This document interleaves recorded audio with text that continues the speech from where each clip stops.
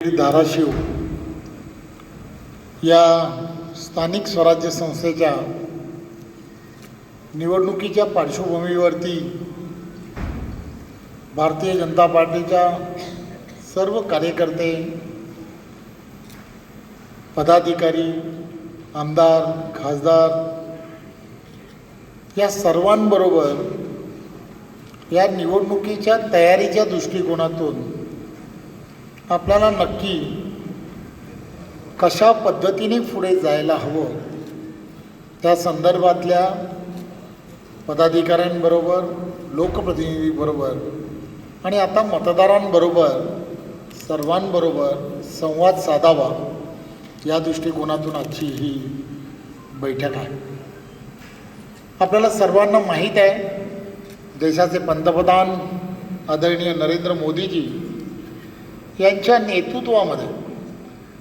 नेतृत्वामध्ये गेली 12 वर्ष एक तप पूर्ण झाला आहे. तपपूर्ती ज्याला म्हणतात त्या पद्धतीची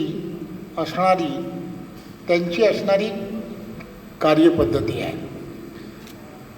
अनेक नेते होऊन गेले, अनेक नेत्यांनी त्यांच्या जीवनामध्ये त्यांचा वेळ हा देशसेवेसाठी घालवलाही आहे.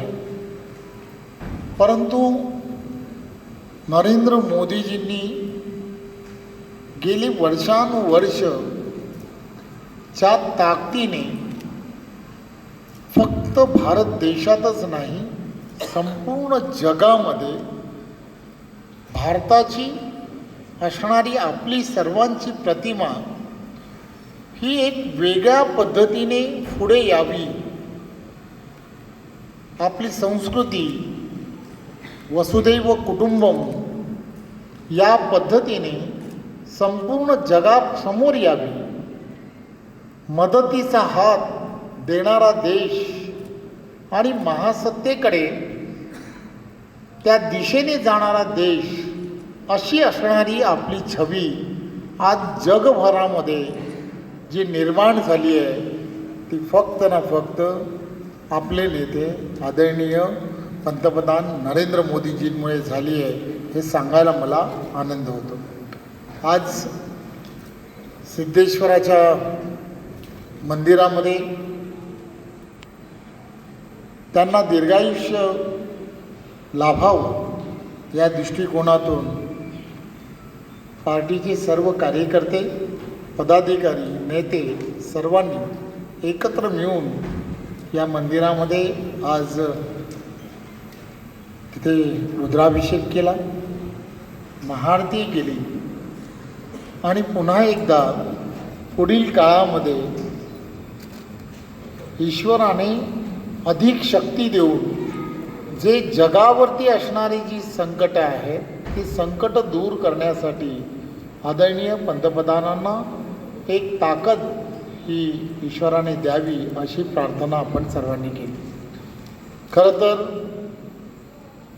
आज या विधान परिषदेच्या निवडणुकीच्या माध्यमातून ज्यावेळेला आपण सर्व मतदार या ठिकाणी एकत्र जमलो, मी आपणा सर्वांना विनंती करायला इथे आलो आहे.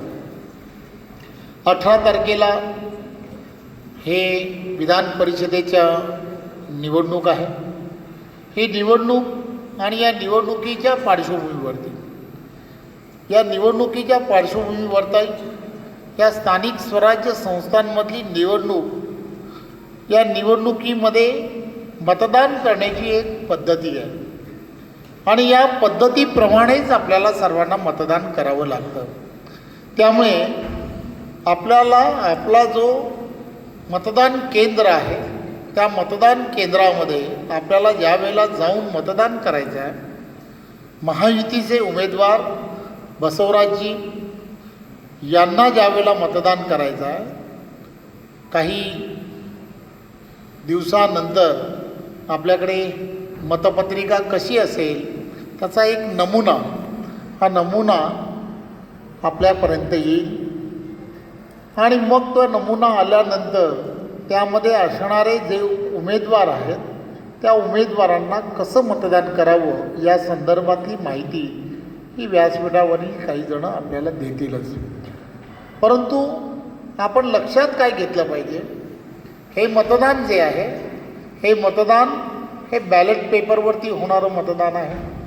या मतदानामध्ये नगरसेवक, त्याचबरोबर जिल्हा परिषदेचे असणारे सदस्य आणि पंचायत समितीचे असणारे सभापती यांनाच मतदानाचा अधिकार आहे. त्यामुळे इथे असणारी मतदारांची संख्या जी आहे, मग तो लातूर जिल्हा असेल, त्याचबरोबर धाराशिव असेल आणि बीड, या सर्व तीनही जिल्ह्यांमधील असणारे मतदार जे आहेत की जे नगरसेवक आहेत, त्याचबरोबर जिल्हा परिषदेचे आहेत आणि पंचायत समितीचे सभापती यांनाच मतदानाचा अधिकार आहे. इथे आपण पाहिल्यानंतर आपल्याला ज्या ठिकाणी मतदान करायचं आहे, 18 तारखेला मतदान आहे. सकाळपासून मतदानाला जेव्हा सुरुवात होईल, या मतदानाची पद्धत थोडीशी वेगळी आहे. मी मगाशी जसं सांगितलं, आपल्याला मतदान करत असताना त्या ठिकाणी बरोबर जात असताना आपलं त्या ठिकाणी आय कार्ड घेऊन जायचं आहे. आय कार्ड याचा अर्थ की आपलं असणारं ओळखपत्र हे घेऊन त्या ठिकाणी जायचं आहे. त्यामुळे ओळखपत्र त्या ठिकाणी घेऊन जात असताना बाहेर असणारे आपले निवडणूक प्रतिनिधी त्या ठिकाणी असतील. आपल्याला एक सवय असते की आपल्याला अनेक वेळेला आपण आपल्या खिशातील असणारं पेन किंवा आपल्या पर्समधलं असणारं पेन, या पेननी मतदान करण्याची किंवा लिहिण्याची आपल्याला सवय असते. त्या ठिकाणच्या असणाऱ्या निवडणूक प्रतिनिधींनी काळजी घेतली पाहिजे. महायुतीचे उमेदवार आहेत बसवराज, यांच्यासमोर असणारा जो चौकोन आहे, या चौकोनामध्ये तिथल्या असणाऱ्याच पेनाने, मी पुन्हा सांगतो, तिथल्या असणाऱ्याच पेनाने त्या ठिकाणी त्यांना मतदान म्हणजे काय तर सिंगल लाईन ही जी आहे ती सिंगल लाईन ही त्यांना त्यांच्या समोर करायची आहे. तो जो समोर असणारा जो बॉक्स आहे, त्या बॉक्सच्या वरची रांग असेल किंवा खालची रांग असेल किंवा आजूबाजूच्या कुठच्याही लाईनला तो टच होणार नाही, अशाच पद्धतीने ते करणं हे अपेक्षित आहे. आपल्या मतपत्रिका जी आहे त्या मतपत्रिकेवरती कुठेही खाडाखोड करायची नाही आहे. कुठेही त्याच्यावरती आपल्याला वाटतं आहे म्हणून तिथे गोल करणं किंवा असं काही चिन्ह करणं किंवा मतपत्रिका फाटणार नाही याची सुद्धा दखल घेणं हे अत्यंत गरजेचं आहे. लक्षात घेतलं पाहिजे. असाच तो बॉक्स असेल, शांतपणे त्या बॉक्समध्ये जायचं आहे. त्या ठिकाणी जे पेन दिलं जाईल, शांतपणे ती मतपत्रिका जी आहे ती मतपत्रिका फोल्ड करून दिलेली मतपत्रिका असेल, ती मतपत्रिका जी आहे ती मतपत्रिका पाहायची आहे. शांतपणे बसवराज यांचं नाव किती नंबरवरती आहे ते पाहायचं आहे. शांतपणे ते पेन घ्यायचं आहे आणि त्यासमोर सिंगल लाईन त्या बॉक्समध्ये करून ही मतपत्रिका, पेन बाजूला ठेवायचं, मतपत्रिका पुन्हा फोल्ड करायची आहे. फोल्ड ही ज्या घडीप्रमाणे केलेली असेल त्याचप्रमाणे करायची आणि नंतर ती मतपत्रिका जी आहे ती मतपेटीमध्ये आपल्याला शांतपणे या ठिकाणी ती मतपत्रिका कशा पद्धतीने टाकायची आहे तर ती अतिशय शांतपणे ती त्यामध्ये असणारी जी गॅप आहे त्या गॅपमधून टाकत असताना कुठेही ती फाटणार नाही याची सुद्धा नोंद हे आपण सर्वांनी घ्यायची. हे आपण यासाठी करायचं आहे की प्रत्येक मतदान हे अमूल्य आहे. आपल्याला मतदान जे करायचं आहे ते मतदान आपण महायुती म्हणून करायचं आहे.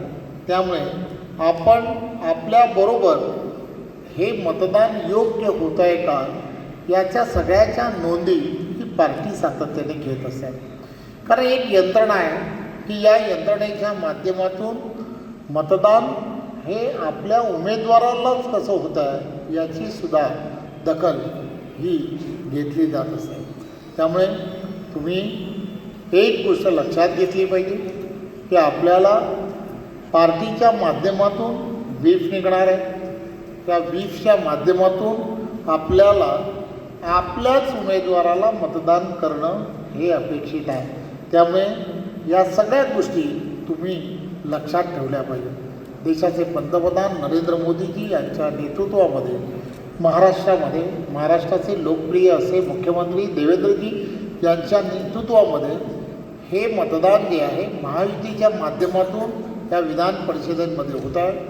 विधान परिषदेमध्ये प्रत्येक निवडून आलेला आमदार जो आहे हा आपल्या या भागाचं प्रतिनिधित्व करणारा हा विधान परिषदेमधला आमदार असतो. त्यामुळे आपण लक्षात घेतलं पाहिजे की ही जागा ही आपल्यासाठी आणि या मतदारसंघासाठी आणि या तीनही जिल्ह्यांसाठी किती महत्त्वाची आहे हेही आपण सर्वांनी लक्षात घ्या. आपण सर्वजण अतिशय सुज्ञ आणि या सगळ्या प्रक्रियेचे एक भाग आहात. आपल्याला व्यासपीठावरील सर्वजण मतदान कसं करायचं आहे त्याची सगळ्याची येणाऱ्या काळामध्ये प्रॅक्टिस करायला सुरुवात करतील. हे कशा पद्धतीने त्याची रंगीत तालीम ज्याला म्हणतात ते रंगीत तालीम येणाऱ्या काळामध्ये नेहमी करत राहतील आणि मग त्यामुळे तुम्हाला सहजपणे 18 तारखेला त्याचा सराव झाल्यानंतर ते मतदान करणं अतिशय सोपं जाईल असं मला वाटतं.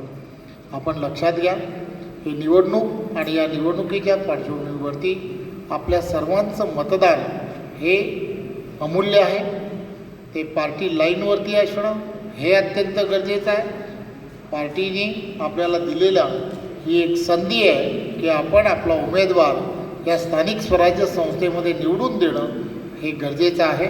आपण सर्वजण मी या प्रसंगी जास्त वेळ न घेता आपल्याला सर्वांना फक्त एवढीच विनंती करायला आलो आहे. आपल्याबरोबरचे सर्व सहकारी आपल्याला त्यामध्ये जी काही मदत लागणार आहे ती मदत करतील याची खात्री आहे. पुन्हा एकदा आपल्या सर्वांना 18 तारखेच्या निवडणुकीच्या खूप खूप शुभेच्छा.